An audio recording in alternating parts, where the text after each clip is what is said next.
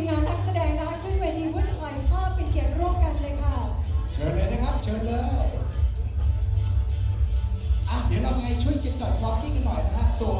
so you meet the parents good enough เอาอย่างนี้ค่ะเด็กๆแก๊งเราเด็กๆนะคะอัญเชิญพวกเขาหน้าเลยลูก เชิญเลยนะค อั รับ ญเชิญลูกมา เชิญเลยนะครับเชิญเลยครับ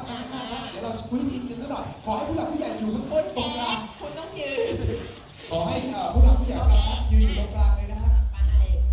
ดีเยี่ยมมากทุกคนเก่งมากเลยนะครับ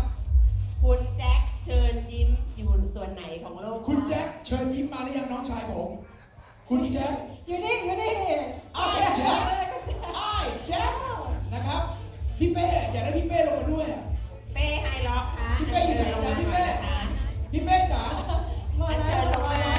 ปมมือเลยพี่เป้นะครับกับเพลงเพราะๆสองเพลงนี้ฮะสวัสดีพี่เป้ครับสวัสดีครับ พี่สื่อมวลชนเตรียมตัวเลยนะคะเตรียมกล้องไว้เลยนะคะ โอ้โหนี่เราได้ตัวแบบ ขอเชิญคุณธนกร เยอะเลยทีเดียวเดี๋ยวสักครู่ได้พูดคุยกันอีก คุ แน่ ณ น ธ อน นก นะ รเจ้าของเมเจอร์นะคะขอเชิญด้วยค่ะ เชิญเลยค่ะ เชิญเลยนะครับ สุดยอดเลย เตรียมกล้องให้พร้อมนะคะเตรียมกล้องให้พร้อมนะคะ เอาละ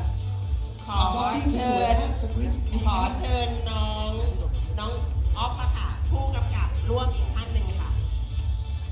คุณออฟครับคุณออฟเดี๋ยวได้พูดคุยบนเวทีด้วยนะเชิญเลยนะครับปรบมือได้ครับปรบมือ คุณนัทพลอมรทัศน์นะคะคุณน้องนี่เองค่ะ โอ้โหสวัสดีผมขอยืมตังค์พี่ด้วยนะ เชิญเลยค่ะ ครบไหมฮะครบแล้วถ่ายรูปหน่อยกันดีกว่ามาพี่สื่อมวลชนครับขอเก็บภาพนี้แล้วแชร์ว่อนกันในโลกโซเชียลเยอะเลยนะครับอะไรนะครับเดี๋ยวโอพิธีกรด้วยฮะเชิญครับมาโอเคได้เลยครับมาเลยครับมาขอบคุณมากเลยครับขอบคุณมากเลย ไปยังไงดีคะ